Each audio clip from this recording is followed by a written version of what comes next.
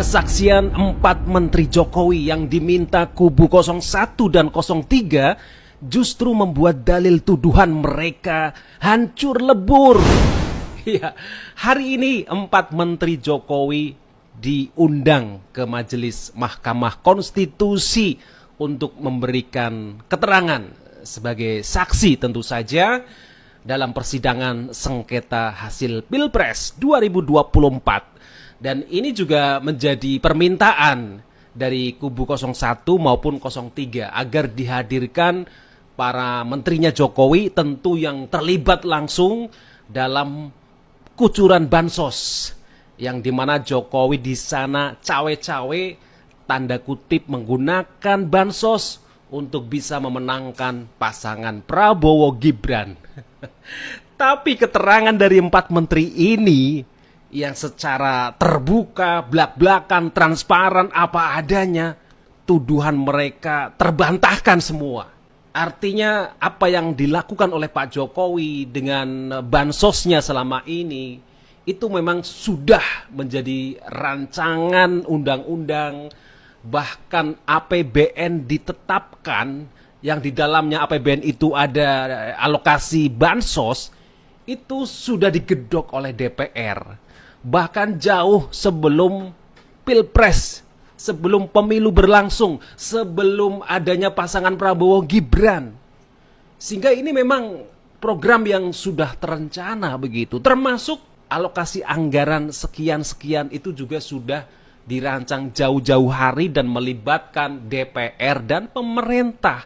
Itu clear. Ya mungkin mereka berharap kayak Bu Risma yang notabene menterinya PDIP itu paling tidak bisa menguntungkan mereka. Tapi ternyata memang ya Bu Risma tampil apa adanya, jujur blak-blakan. Gak ada yang ditutup-tutupi tentang anggaran bansos, kemudian bagaimana penyalurannya, transparansinya.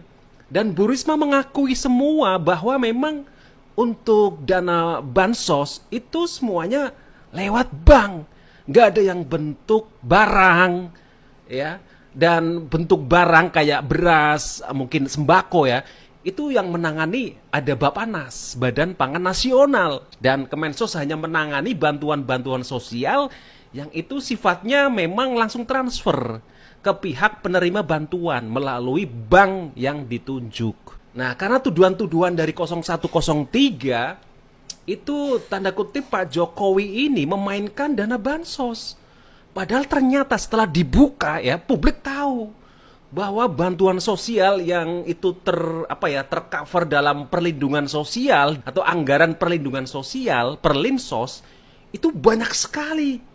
Tidak hanya soal tadi bantuan yang sifatnya sembako, pangan, tapi juga itu ada di banyak kementerian, kesehatan, pendidikan, ketenaga kerjaan, bahkan bantuan untuk bencana, subsidi untuk energi, itu banyak sekali. Tuduhan yang berikutnya kan soal Pak Jokowi bagi-bagi bansos, bahkan di depan istana. Kemudian kalau ada kunjungan kerja Pak Jokowi ke daerah-daerah, itu selalu pakai bantuan sosial bansos itu dibagi-bagikan langsung.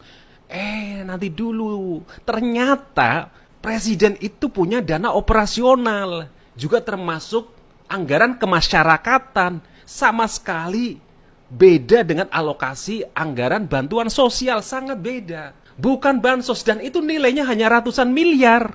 Ya ada 130 miliar mulai dari tahun 2020, dan itu hampir sama nilainya sampai 2023-2024. Bahkan di 2023 ya hanya menggunakan sekitar 80-an%. Semua hampir di bawah 90%. Tidak semuanya dipakai oleh Pak Jokowi untuk tadi anggaran kemasyarakatan, anggaran sosial, keagamaan, banyak sekali alokasi-alokasi dari dana operasional ini. Tapi intinya untuk kemasyarakatan begitu. Termasuk dana operasional Presiden di 2024 baru digunakan 14% dari 138 miliar kalau nggak salah. Dan sekali lagi pemilih Pak Jokowi, pemilih Prabowo Gibran itu malah lebih banyak yang tidak terima bansos. Itu fakta, bos, fakta. Sehingga kesaksian 4 menteri ini yang inginnya kubu 0103 itu bisa menguntungkan mereka, malah menyerang balik, malah jadi senjata makan tuan. Ya, tapi ya namanya apa ya, kekalahan memang sulit diterima. Jadi saya yakin kubu 01, 03 ya masih apa ya, ya nanti tuduhannya begitu. Wah, iyalah, menterinya Pak Jokowi pasti nggak berani lah sama Pak Jokowi. Pastilah nggak jujur, pastilah ada yang ditutup-tutupi. Nah, pasti bilang begitu. Padahal ini yang dihadirkan yang dianggap kayak Sri Mulyani, Risma, kan sudah terkenal integritasnya, kejujurannya. Dia bersaksi di situ sudah disumpah, sumpah jabatan. Dia harus bicara objektif apa adanya, dan memang Pak Jokowi juga nggak ada pesan khusus, nggak menginstruksikan mungkin malamnya ketemu dulu dengan presiden gitu. Dan itu sudah ditanyakan, karena saya yakin Pak Hakim juga ingin tahu apakah para menteri ini hadir di sini sudah ada arahan dari presiden, sudah ketemu dulu, sudah diarahkan jawabannya begini-begini. Ternyata tidak. Pak Jokowi pokoknya diungkap sejelas-jelasnya, biar publik tahu, biar mahkamah tahu. Tapi ya sekali lagi, kalau sudah ada unsur kebencian, kebencian yang sudah mendarah daging, sudah ke ubun-ubun, sudah tingkat akut, ya sulit untuk menerima kebenaran. Gitu ya. Dan itu Bu Risma adalah kader PDIP yang notabene harusnya bisa menguntungkan 03. Ya tapi Bu Risma yang mengungkapkan apa adanya. Gitu, nggak bisa. Ya mereka punya hati nurani, perasaan, pikiran. Dan mereka sadar selamanya nggak akan jadi menteri. Maka ya sudah, ungkapkan dengan kejujuran, dengan apa adanya. Supaya masyarakat ya paham, publik ya paham bahwa tidak ada kebohongan yang ditutup-tutupi. Ya kita tahu mereka memang di persidangan yang dihadirkan kan saksi-saksi yang hanya pandai berasumsi, beropini, kadang nggak pakai fakta, nggak pakai data, bahkan banyak hoaxnya. Itulah. Tapi kita lihat saksi-saksi yang dihadirkan oleh kubu 02 ya, termasuk dari KPU, DKPP, dari Bawaslu, semuanya punya kompetensi yang sesuai bidangnya. Benar-benar menyajikan fakta, data, dalil-dalil, dokumen-dokumen yang bisa dipertanggungjawabkan. Tapi kalau kubunya 01, 03, banyak opini, narasi, asumsi, bahkan awal-awal sudah muter video.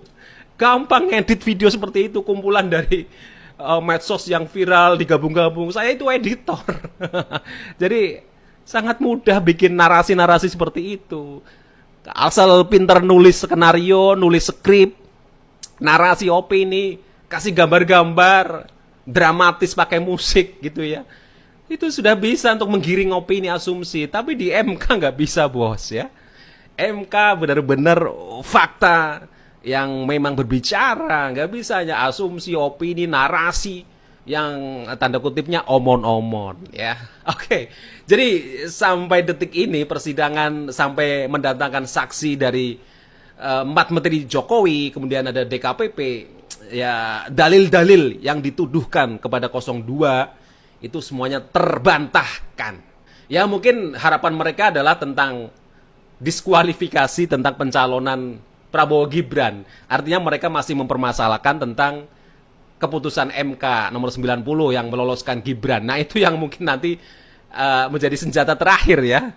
Tetapi tentu saja MK pasti memperhatikan suara rakyat yang memang memilih Prabowo Gibran, karena para saksi di kubu 01, 03 itu semuanya clear menang Prabowo. Di TPS manapun itu menang Prabowo. Memang itu benar-benar rakyat yang memilih, bukan karena bansos. Mereka suka dengan penuh perasaannya, dengan penuh pikirannya, hatinya, memang mencintai sosok Prabowo dan juga Gibran. Karena di dalamnya atau di belakangnya ada Pak Jokowi.